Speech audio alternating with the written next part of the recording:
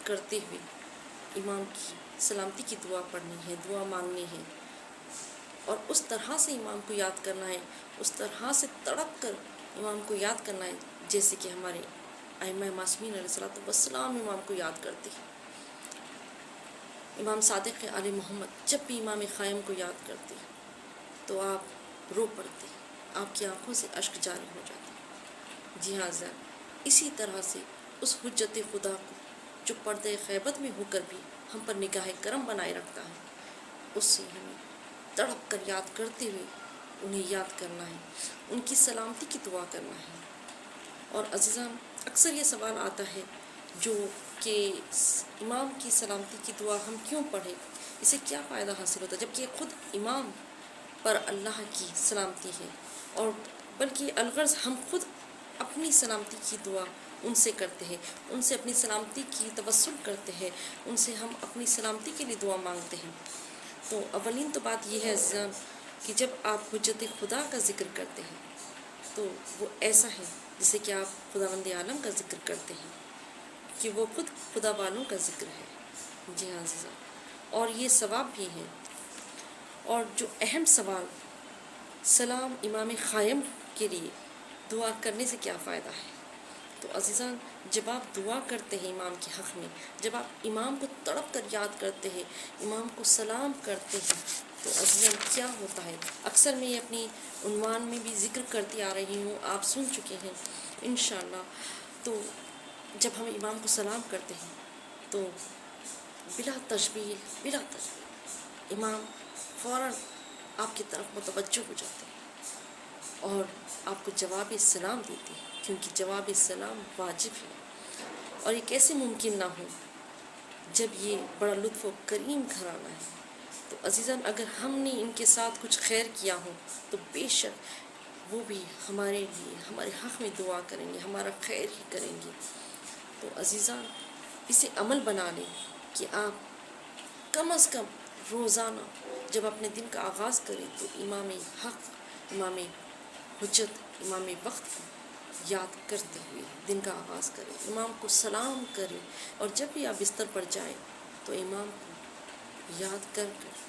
انہیں پکار کر، ان کی سلامتی کی دعا کرتے ہوئے اپنے بستر پر جائیں۔ اور عزیزان اہم فائدہ جو میرا موضوع ہے آج کا، کہ امام کے لیے سلامتی کی دعا کرنے سے جو فائدہ ہے، کیا فائدہ ہے؟ فائدہ یہ ہے کہ جب آپ امام کی سلامتی کی دعا کرتے ہیں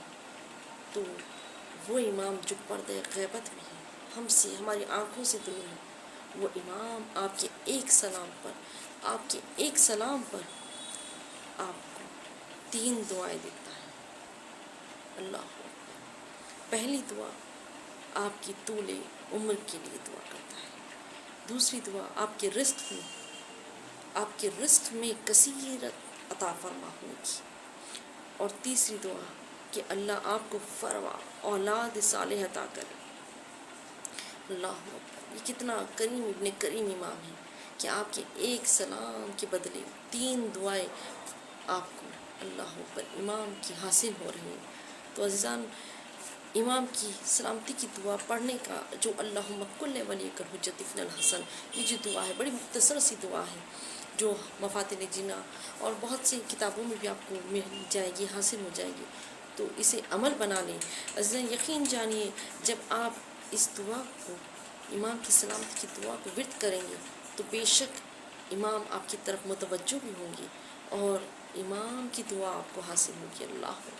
اور جس شخص کو امام کی دعا مل جائے اور جس شخص پر امام کی نگاہ کرم ہو جائے تو سوچے اس کی دنیا و آخرت کتنی خوبصورت، کتنی حسین ہوگی۔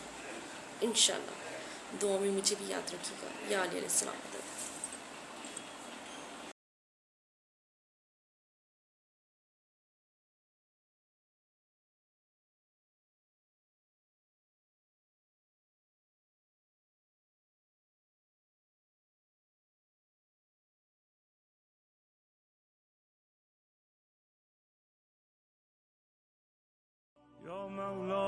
سلطان انبیاء پہ نبوت کا خاتمہ،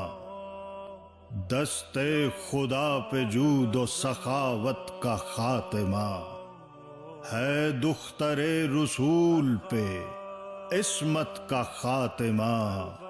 لیکن حسن پہ